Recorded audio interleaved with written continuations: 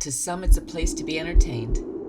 To some, it's a place to perform. And to me, the Loft is the heartbeat of our community. Community theaters all over the country are struggling during this unprecedented time. So I thought it was a good time to tell you about what we all stand to lose. And the best way to do that is to tell you what we all gain from community theater. You know, the oldest continuously producing community theater in America started in 1877. Well, we haven't been around that long, but our story is a good one. I'm sitting here with Kevin Colbert with the Lofte Community Theatre in Manley, Nebraska. Kevin, can you tell us a little bit about the history of the Loft? The history. It all began in the summer of 1977. I was graduated from high school. We had a drama teacher come in to the high school. Diane Burenberg was her name at the time. Now it's Diane Reese. This was all her idea. She and a few people had gone down to Brownville to watch Godspell. And they left there, and Diane said, geez, that's something that we could do. I could do that type of thing. And so she wanted to do Godspell someplace, but she didn't want to do it at a school setting. She wanted to take it outside of school. And so we began looking around for a place, a church, perhaps a barn, something like that. It turned out to be that my neighbor had a barn that he didn't use. And so after a complete summer of putting in some wiring, power washing the ceilings, the floors, cleaning out this 1923 hog barn, building a stage on one end of it, pouring some concrete, borrowing some chairs from the local funeral home, setting them up. In, I believe it was August of 1977, we had our first production of Godspell. I was lucky enough to be involved with it. And I know a lot of people put in a lot of time getting the place ready to go for a crowd. And we did a couple of melodramas later in the year, thinking that, geez, if something like this would take off and the barn would go, great. If not, the person who owned it, Howard Rathley was his name, would have his barn cleaned out and he could put his machinery or his animals in there, whatever the case may be. And we were there for 30 years. And we did 4 shows a year there for 30 years without heat, air conditioning, restroom facilities in the barn, no running water backstage, none of those kinds of things, but we had porta potties and we built a restroom outside. But we played to a lot of people and met a lot of people. And from that moment that we started in 1977 until we were there 30 years worth, why, it brought a lot of people to the stage, it brought a lot of people to the Loft, it brought a lot of people in the community close. What do you think it was that kept bringing the audience back? I mean, sometimes it was miserable in there. Absolutely, yeah. I wish I knew. There were a lot of times when I don't know why these people are here. Obviously, there had to be some reason. It must have been good enough for them. It must have been something that they really thought they wanted to see, because I don't know that I would sit in that 100-degree heat, you know, in the barn at the time. But the people who were on stage loved it, just loved it. And I think maybe there was that joy of performing that carried across.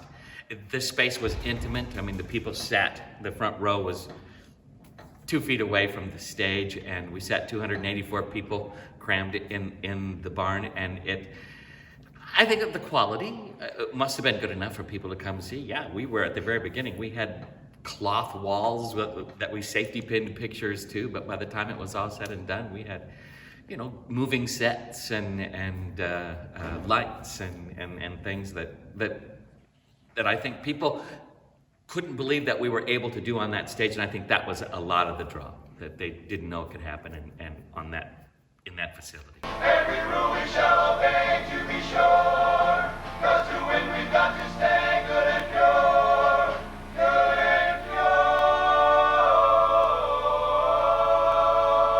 And what do you think it was that kept bringing the performers back because it was hotter on stage than it was in the audience, and they were in costumes. If you're a performer and once you do community theater, I mean, yes, they always say, well, you've been bitten by the theater bug or whatever the case may be. Well, there's a little truth to that. Once you get a little bit of that adrenaline, once you get a little bit of that feedback from the audience, once you know that you have the power to make people laugh, cry, feel good about themselves, and at the end they come up and tell you what a great time they had, how much they enjoyed it, that positive feedback, there's not a performer who doesn't thrive on that. The self-reinforcement that they got as individuals for their work made them want to go ahead and continue to be on that stage in wool costumes when it was 110 degrees.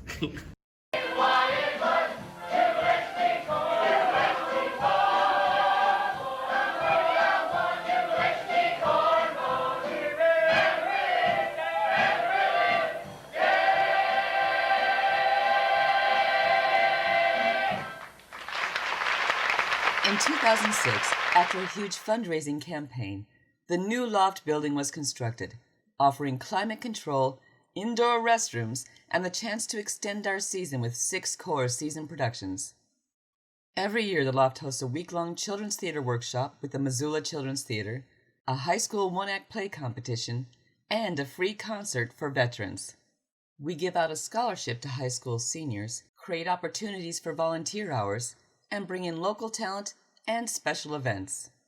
Approximately 12,000 visitors come through our doors annually, and that number becomes more dramatic when you realize that Manley, Nebraska, where the Loft sits, has a population of 170.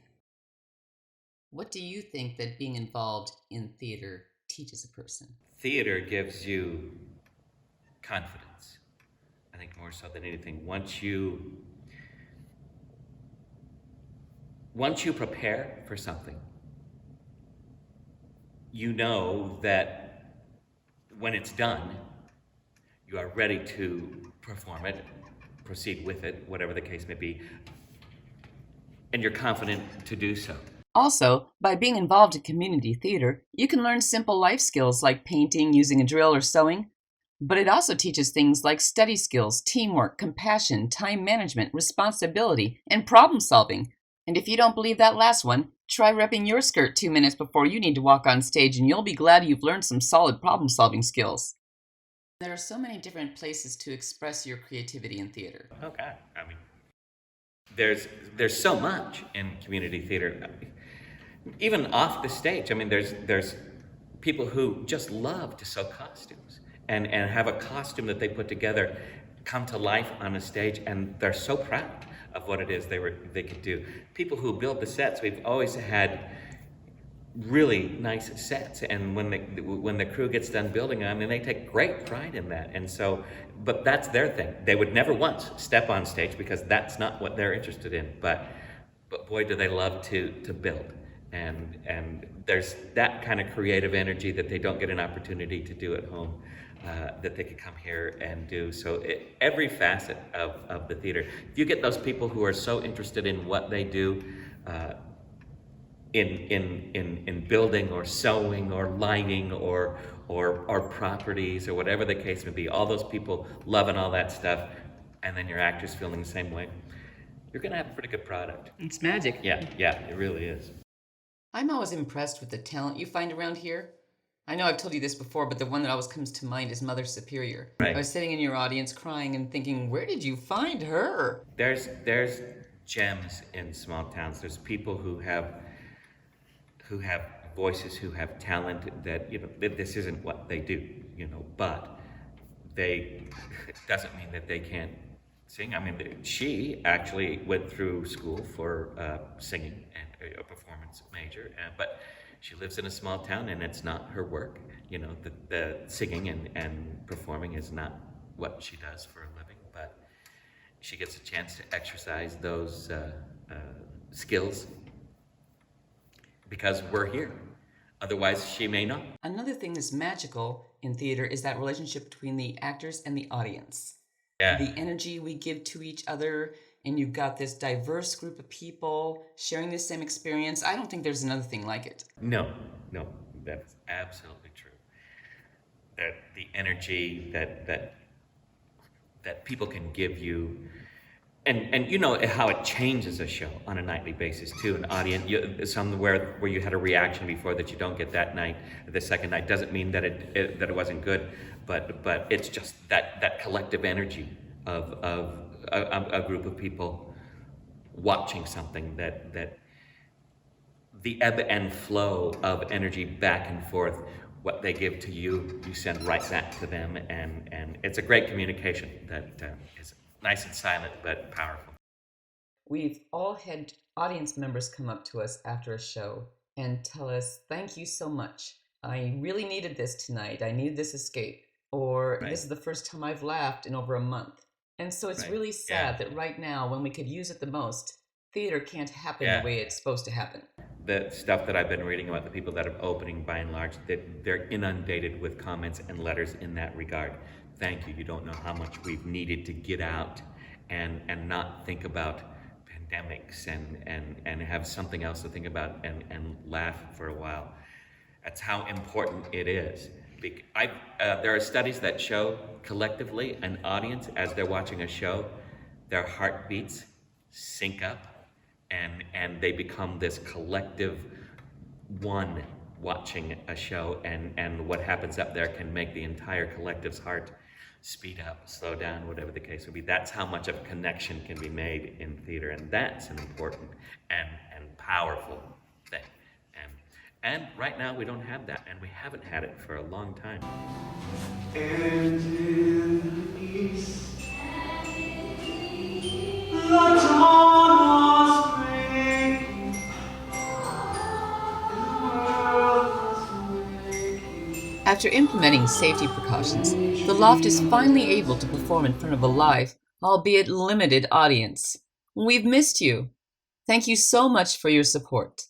We have a long way to meet our goal in our Raise the Curtain campaign. Please consider a donation to help us continue to bring the arts to rural Nebraska.